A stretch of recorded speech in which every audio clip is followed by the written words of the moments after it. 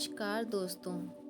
किसी ने क्या खूब कहा है, कमर झुक जाती है बुढ़ापे में उसकी, सारी जवानी जिम्मेदारियों का बोझ ढोकर खुशियों की इमारत खड़ी कर देता है पिता अपने बुने सपनों को खोकर। इससे पहले कि हम कहानी को शुरू करें, अगर आपने हमारे चैनल को सब्सक्राइब नहीं किया है तो कृपया सब्सक्राइब कर लीजिए, लाइक करिए और शेयर करिए। तो चलिए सुनते हैं आज की ये कहानी। बहू, खाना बन गया हो तो मुझे दे दो, बहुत तेज भूख लग रही है। सुबह नाश्ते में भी तुमने कचौरियाँ बनाई थी जो मैंने नहीं खाई थी। अब कुछ हल्का फुल्का सा खाना बनाया हो तो दोपहर में खाने को दे दो। दोपहर के 12 बज गए। भूख के मारे पेट की आंतें सिकुड़ी जा रही हैं। तभी रसोई से दंदनाती हुई बहू आई और कहती है, अभी 12 ही बजे हैं, शाम नहीं हुई जो भूख के मारे मुझे इतना सुना रही हो। जब खाने का समय होगा तब तुम्हें खाना मिल जाएगा। सुबह से भूख भूख करने लगती हो। तुम्हारा बेटा दुकान से 2 बजे आता है, तभी हम खाना खाएंगे। तब तक चुपचाप अपने कमरे में जाकर बैठो और मुझे शांति से खाना बना लेने दो। बहुत परेशान करती हो। 80 बरस की होने को हो और पता नहीं कितनी भूख लगती है।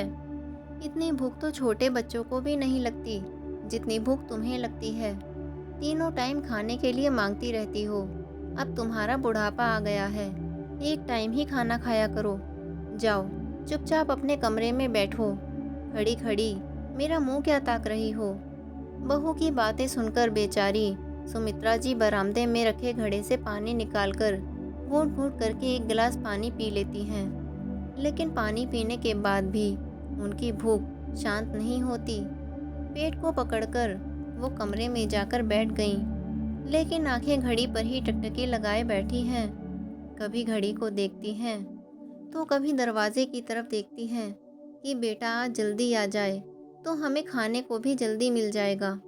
लेकिन बेटा भी अपने समय से पहले नहीं आया। पूरे 2 बजे अपनी दुकान से दोपहर में खाना खाने के लिए आया।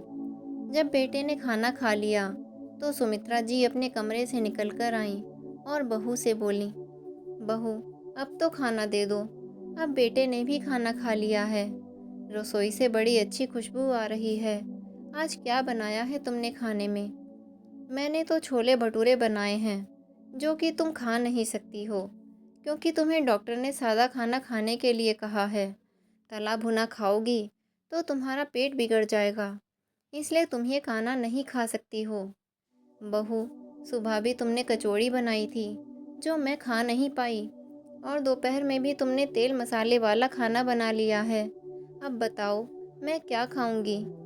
बहू अंदर रसोई में गई और रात की बासी 2 रोटी उठाकर अचार के साथ एक थाली में सुमित्रा जी के सामने पटक देती है और कहती है, ये लो, ये रात की रोटियां खा लो, इससे तुम्हारे पेट की आग शांत हो जाएगी। सुमित्रा जी बहू से कहती हैं, अचार से रोटी नहीं खाई जाएगी, एक कटोरी में थोड़ा सा दूध दे दो, मैं दूध में रोटी भिगो कर खा लूँगी।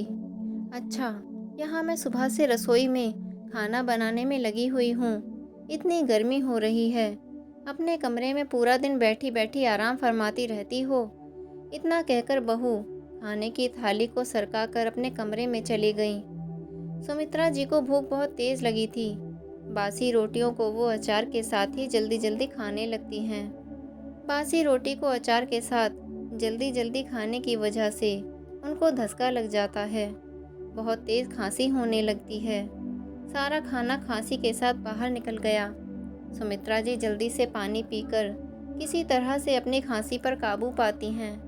लेकिन इतने में उनकी बहू गीता अंदर से आई और बरामदे में फैले हुए खाने को देखकर आग बबूला हो गई और गुस्से में आप देखा न ताओ सास के सर पर टीवी का रिमोट दे मारा। बुढ़िया, ढंग से खाना खाना भी नहीं आता, बूढ़ी हो गई है, बच्चों की तरह खाना खाती है, खाने की भी तमीज़ नहीं है, आराम आराम से खाना खाती। अब पूरा घर गंदा कर दिया, पूरी दीवारें खराब कर दी। जल्दी से उनकी सफाई कर, नहीं तो तेरी खैर नहीं। मैंने कहा था कि खाना खाने के बाद रसोई के बर्तन साफ कर देना, तूने तो पूरा घर ही फैला कर रख दिया। मैं अपने कमरे में जा रही हूँ। जल्दी से पूरे घर को साफ कर दो, उसके बाद ही मैं अपने कमरे से निकलूँगी। तुम्हारी गंदगी को देख करके मुझे भी उल्टी आ जाएगी। गीता ने सुमित्रा जी के सर पर रिमोट इतना तेज मारा था कि उनके सर से खून निकलने लगा। बहू के इस तरह के व्यवहार को देखकर सुमित्रा जी बरामदे में एक कोने में ठिठक कर खड़ी रह गईं। बहुत देर तक खड़ी खड़ी रोती रहीं, अपनी किस्मत को कोसती रहीं। हे भगवान, इससे तो अच्छा मुझे ऊपर ही उठा लो। मुझे बहू बेटे के साथ नरक की जिंदगी नहीं जीनी है। बहू बेटा मुझे एक एक रोटी के लिए तरसा रहे हैं, भूखे मार रहे हैं। अपने ही घर में भिखारियों की तरह खाना मांगकर खाना पड़ता है। एक समय था जब ये घर मेरा था, पूरी रसोई मेरी थी। मन में जो आता था वो बनाती थी, मन भर के सबको खिलाती थी। हमेशा बेटे के मनपसंद का खाना बनाती थी। अगर आधी रात को भी बेटा कुछ खाने की फरमाइश करता तो मैं उसको कभी मना नहीं करती थी। लेकिन आज बेटा कितना बदल गया है। बहू ने बेटे के सामने ही मुझे बासी रोटियां दी तो बेटे ने एक बार भी मना नहीं किया। जिसको मैं तीनों समय गरम गरम बनाकर खिलाती थी, आज वही बेटा मुझे एक एक रोटी के लिए तरसा रहा है। बहुत देर तक सुमित्रा जी कोने में खड़ी खड़ी अपनी किस्मत को कोसती रहीं और फूट फूट कर रोती रहीं। आज उनके पति भी नहीं हैं जिससे वो अपने मन का गुबार निकाल सकें। एक बेटी है जो दिल्ली में रहती है। साल 2 साल में उसका आना होता है। बच्चे पढ़ने वाले हो गए हैं, इसलिए आ ही नहीं पाती है। कभी कभार फ़ोन पर बात होती है तो बहू बहुत ज़्यादा बात करने नहीं देती। सुमित्रा जी ये सब बातें सोच ही रही थी, तब तक गीता कमरे से चिल्लाती हुई कहती है, कोने में बुत बनकर ही खड़ी रहोगी या घर में फैलाई हुई गंदगी भी साफ करोगी। बहू की आवाज़ सुनकर सुमित्रा जी डर गईं और जल्दी से पूरे बरामदे की सफाई करने में जुट गईं। रसोई का सारा काम निपटा कर सुमित्रा जी अपने कमरे में आती हैं। ठीक से चला भी नहीं जा रहा है उनसे। कमज़ोरी की वजह से लड़खड़ाते हुए वो कमरे में आकर खटिया पर गिर पड़ती हैं। थकान इतनी ज़्यादा हो गई है कि गिरते ही सो जाती हैं। दूसरे दिन गीता सुमित्रा जी की चारपाई कमरे से निकालकर आंगन के एक कोने में डाल देती है। सुमित्रा जी कहती हैं, बहू, आंगन में बहुत गर्मी होती है, कमरे में पंखा भी है। आंगन में ऐसी गर्मी में मैं रात में कैसे सोऊंगी। मेरी चारपाई आंगन में मत डालो। ए बुढ़िया, चुप कर। मुझे उस कमरे की ज़रूरत है और तेरे लिए इतना बड़ा कमरा मैं नहीं छोड़ सकती हूँ। रात आंगन में सो जाया कर और दिन में आंगन में जो छोटा सा नीम का पेड़ लगा है उसके नीचे अपनी चारपाई खिसका लिया कर। कमरे में जाने की ज़रूरत नहीं है। आज से तू आंगन में ही रहेगी और पूरे घर की रखवाली करेगी। सुमित्रा जी का बेटा सुमित, जो कि अपने पिताजी की कपड़ों की दुकान को संभालता है, पास में ही एक छोटे से घर में उसके पिता की एक कपड़ों की दुकान थी। पिता के जाने के बाद सुमित उसी दुकान पर बैठने लगा। सुबह 7 बजे दुकान पर चला जाता और दोपहर में खाना खाने के लिए आता और रात को 8 बजे तक वो दुकान को बंद करके घर आ जाता। ना जाने कितनी बार सुमित ने अपनी माँ को चारपाई पर आंगन में गर्मी में लेटे हुए देखा है। कभी धूप से परेशान है तो कभी मक्खियाँ उसको परेशान कर रही हैं, कभी रात में मच्छर काट रहे हैं। लेकिन मजाल है कि कभी सुमित ने अपनी माँ से कहा हो कि माँ, तुम अंदर कमरे में जाकर लेट जाओ, बाहर आंगन में बहुत गर्मी है। उसे अपनी माँ के इस हाल से कोई फर्क नहीं पड़ता। एक दिन सुमित्रा जी की बेटी सुमित के पास फ़ोन करती है कि भैया, बच्चों की गर्मियों की छुट्टियां हो गई हैं तो सोच रही हूँ कुछ दिनों के लिए मायके आ जाऊँ। 2 साल से मायके नहीं आई हूँ, माँ से भी नहीं मिली हूँ। इस बार समय मिला है तो सोच रही हूँ कि कुछ दिनों के लिए आ जाऊँ। अगले 10 दिन बाद का रिजर्वेशन हो गया है, 10 दिन बाद मैं आ जाऊँगी। अनीता के आने की बात सुनकर सुमित को जैसे सांप सूंघ गया हो। उससे ना हाँ करते बन रहा है और ना ही ना करते बन रहा है। गीता की छाती पर तो जैसे सांप लौट रहे हों अपनी नंद के घर आने की बात सुन करके, क्योंकि उसे अब अपनी नंद के सामने अच्छा बनकर रहना पड़ेगा। सास की सेवा करनी पड़ेगी, समय से खाना देना पड़ेगा, जो कि उसे बिल्कुल भी पसंद नहीं है, क्योंकि अनीता के सामने सुमित और गीता दोनों ही अच्छा बनने का नाटक करते हैं। और अनीता को भी यही पता है कि उसके भैया भाभी बहुत अच्छे हैं, उसकी माँ का बहुत अच्छे से ध्यान रखते हैं। उसे तो अपनी माँ की हकीकत पता ही नहीं है कि उसके भैया भाभी उसकी माँ को कितना परेशान करते हैं। एक पालतू जानवर की तरह घर में रखे हुए हैं, समय से खाने को भी नहीं देते, घर के सारे काम करवाते हैं। लेकिन अचानक से अनीता 2 दिन बाद ही अपने मायके आ गई। मायके में जैसे ही वो घर के अंदर गई तो तपती हुई धूप में एक छोटे से नीम के पेड़ के नीचे देखती है कि उसकी माँ चारपाई पर लेटी हुई है, सूखकर कांटा हो गई है। ऐसा लग रहा है कि सिर्फ हड्डियों का ढांचा है, मांस तो रहा ही नहीं। पूरी चारपाई में चिपकी हुई है। पहले तो अनीता जान ही नहीं पाई कि उसकी माँ चारपाई पर लेटी है। जब नज़दीक गई तो देखकर चौंक जाती है और कहती है, माँ, तुम इतनी धूप में आंगन में क्यों लेटी हो? कितनी गर्म लू चल रही है, तुम्हें लपट लग जाएगी, तबीयत खराब हो जाएगी, अपने कमरे में जाओ। बेटी की आवाज़ सुनकर सुमित्रा जी हाथों की टेक लगाकर चारपाई से उठकर बैठती हैं। खुशी के मारे आंखों में आंसू आ गए। बेटी को गले लगाकर फूटकर रोने लगती हैं। माँ की ऐसी हालत देखकर अनीता कहती है, क्या हुआ माँ, तुम रो क्यों रही हो? कुछ नहीं बेटा, ये तो खुशी के आंसू हैं। इतने दिनों से तुम आई नहीं थी, आज देखा तो खुशी के मारे आंखें भर आई हैं। माँ, तुमने अपना क्या हाल बना रखा है? कितनी दुबली हो गई हो, ठीक से खाना नहीं खाती हो क्या? बेटी की बात सुनकर सुमित्रा जी थोड़ी देर के लिए चुप हो गईं। तब तक गीता को बाहर से किसी के आने की आवाज़ सुनाई देती है। अपने कमरे से बाहर निकल कर आई। सामने ननद अनीता को देखकर उसके पैरों के नीचे से ज़मीन खिसक गई। वो अनीता के पास आकर कहती है, अरे दीदी, आप तो 10 दिन बाद आने वाली थीं, फिर अचानक से आज कैसे आ गईं? और आने से पहले आपने फ़ोन भी नहीं किया, कम से कम एक बार तो बता देती। अरे भाभी, रिजर्वेशन तो हमारा 10 दिन बाद का ही था, लेकिन इनको अपने ऑफिस के काम से इधर तक आना था, तो सोचा इनके साथ ही मायके चली आती हूँ। अकेले बच्चों के साथ आने में दिक्कत भी होती, और सोचा आप सबको सरप्राइज़ देकर खुश कर दूंगी, यही सोचकर आपको नहीं बताया। अनीता की बात सुनकर के गीता मुंह बनाती हुई कहती है, फिर भी दीदी, आने के पहले बताना तो चाहिए कम से कम, मैं आपके लिए कुछ तैयारी करके रखती। गीता अच्छा बनने का नाटक करते हुए अपनी ननद को कूलर वाले कमरे में ले गई और अपनी सास को भी डांटते हुए कहती है, क्या माँ जी, दोपहर में आंगन में लेटी हो, तबीयत खराब हो जाएगी, चलो अंदर कूलर में चलकर लेटना। दीदी, अब आप ही समझाओ माँ जी को, बहुत ज़िद्दी हो गई हैं, बुढ़ापे में हर बात पर ज़िद करने लगी हैं। कितना भी समझा लो, लेकिन अपनी ही सुनती हैं बस। अगर तबीयत खराब हो गई तो कल को मुझे ही उनकी सेवा करनी पड़ेगी। आखिर मेरे अलावा इनका है ही कौन? हम ही तो उनको बुढ़ापे में देखेंगे। बहू बेटे आखिरकार होते किस लिए हैं?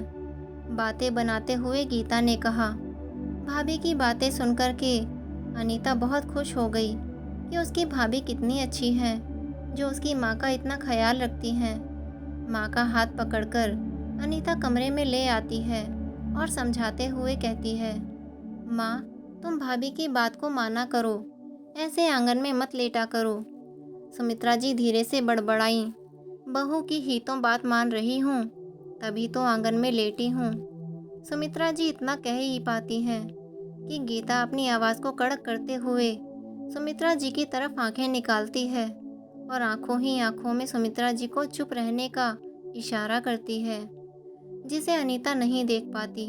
और बेचारी सुमित्रा जी अपनी बहू की बड़ी बड़ी आंखों को देखकर डर गईं और अपनी बेटी से कुछ कहा नहीं, चुप हो गईं। लेकिन अनीता को कुछ तो इस बार अपने मायके में अटपटा लग रहा था। एक तो वो अपनी माँ की ऐसी हालत देखकर परेशान थी, और माँ की चुप्पी को देखकर भी वो परेशान हो जाती थी। कभी कभी उसे ऐसा लगता था कि उसकी माँ उससे कुछ छुपा रही है। कई बार अनीता ने अपनी माँ से पूछने की कोशिश भी की, लेकिन बेचारी सुमित्रा जी अपनी बहू के डर से बेटी से कुछ कह ना सकी।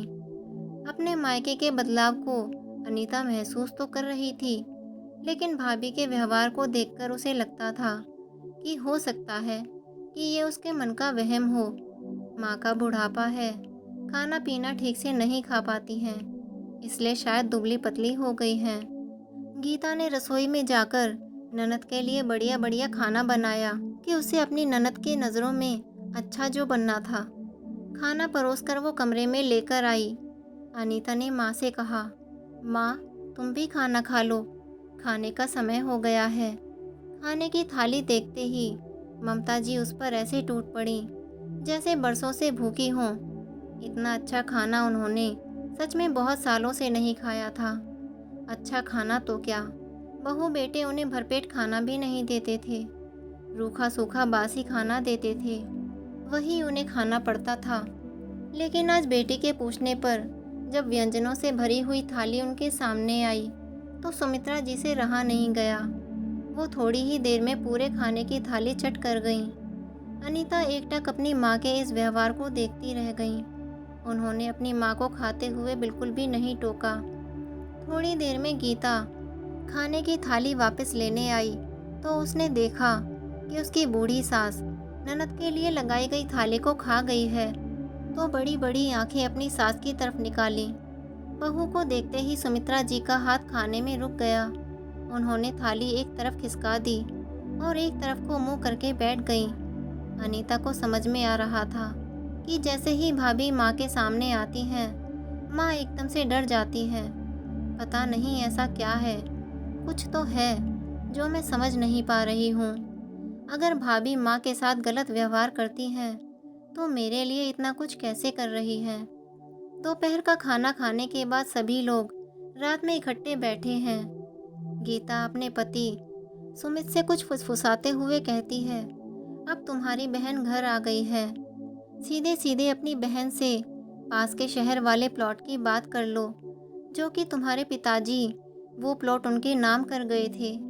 जब तुम्हारी बहन के नाम तुम्हारे पिता ने वो प्लॉट किया था तब उनकी आर्थिक स्थिति ठीक नहीं थी, ससुराल वाले भी अच्छे नहीं थे और उनके पति भी कोई नौकरी नहीं करते थे, इसलिए बुढ़ा इतना बड़ा प्लॉट बेटी के नाम कर गया था।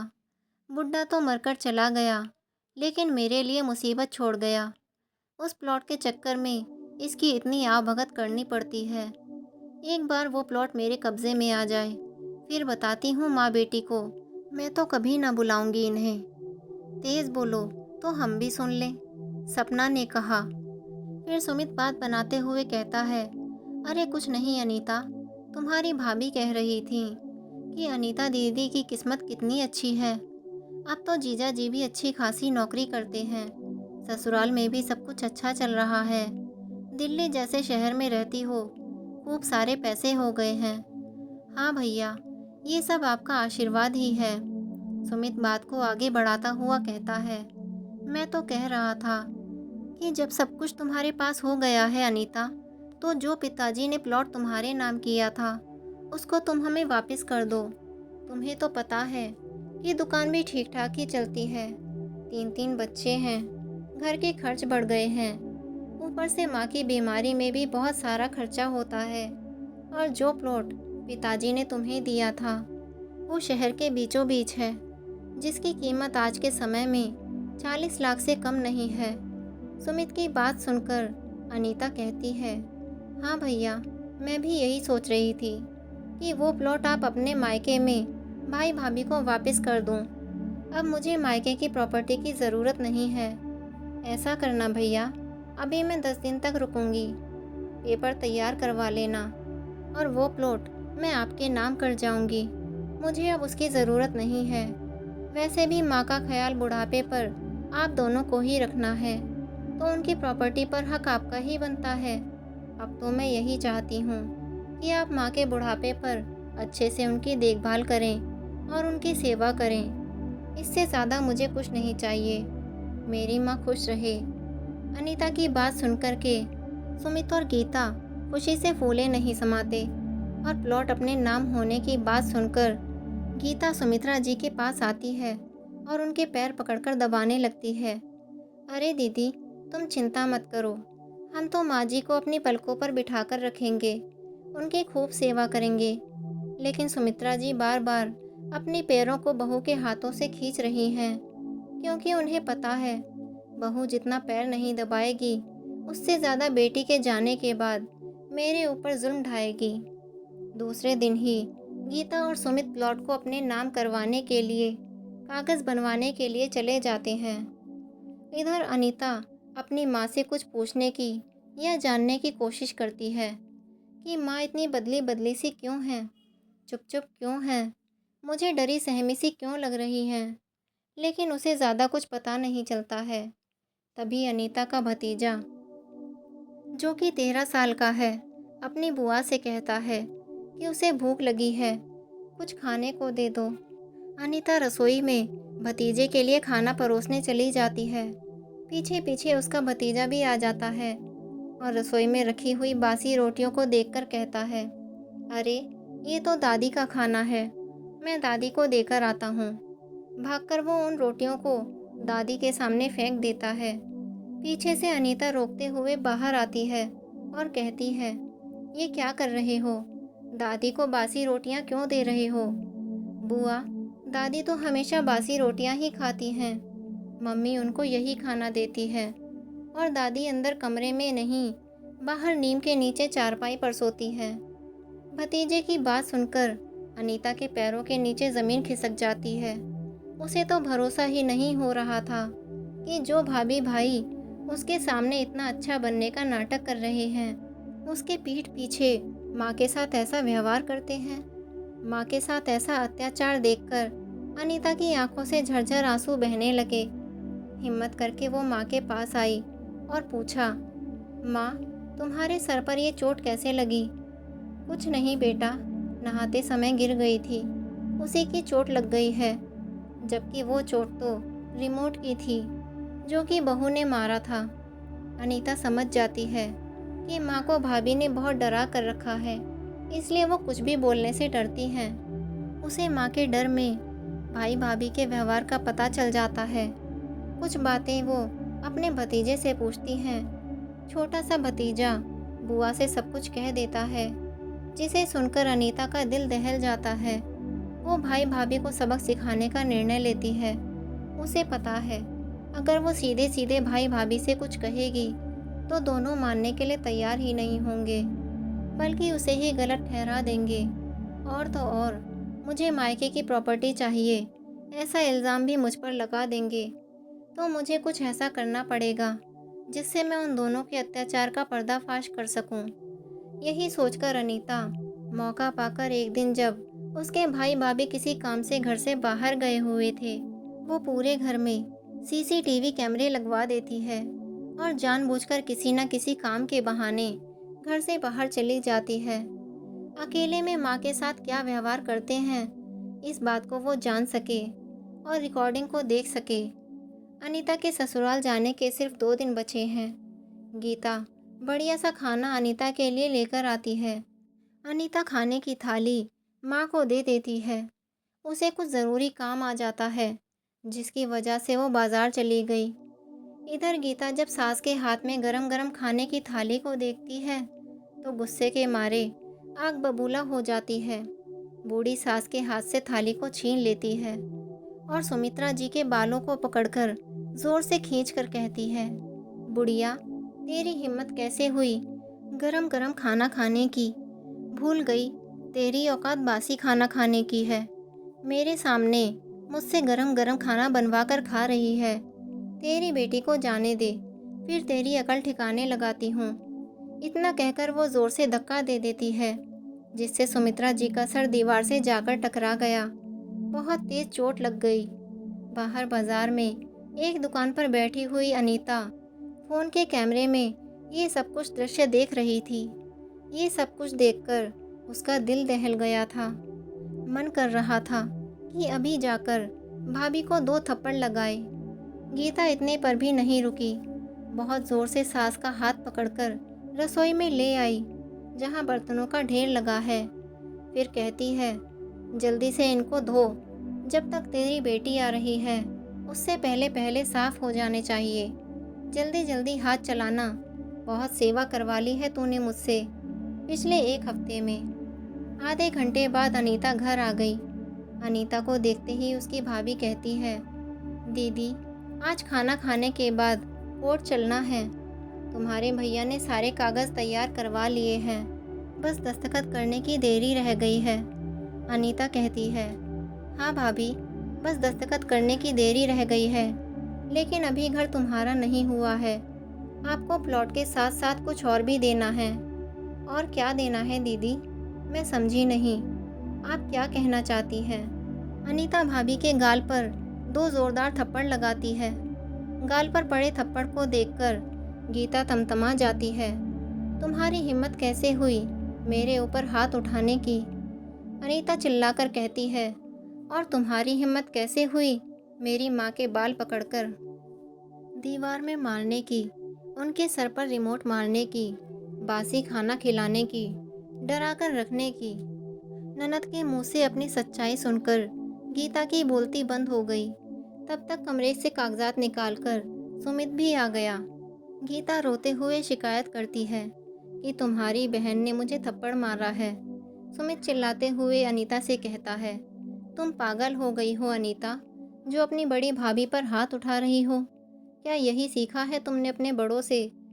वाह भैया, आज मैंने भाभी के ऊपर हाथ उठा दिया तो आपको बड़ा बुरा लग रहा है, लेकिन कल तक तुम्हारी पत्नी मेरी बुजुर्ग माँ के ऊपर हाथ उठाती थी, उसके साथ अत्याचार करती थी, वो तो आपको दिखाई ना दिया। माँ के साथ अत्याचार करने में आप भी भागीदार हैं। मैं आप दोनों को कभी माफ़ नहीं करूँगी। तो क्या कर लोगी तुम? कुछ नहीं बिगाड़ पाओगी, गीता चिल्लाते हुए कहती है। अनीता बाहर खड़े हुए पुलिस इंस्पेक्टर को आवाज़ देते हुए कहती है, आ जाइए इंस्पेक्टर साहब, गिरफ्तार कर लीजिए इन दोनों को। इन दोनों की सारी करतूतें सीसीटीवी कैमरे में कैद हो गई हैं। सीसीटीवी कैमरे की बात सुनकर सुमित और गीता चारों तरफ घर में नज़रें दौड़ाते हैं तो उनके होश उड़ जाते हैं।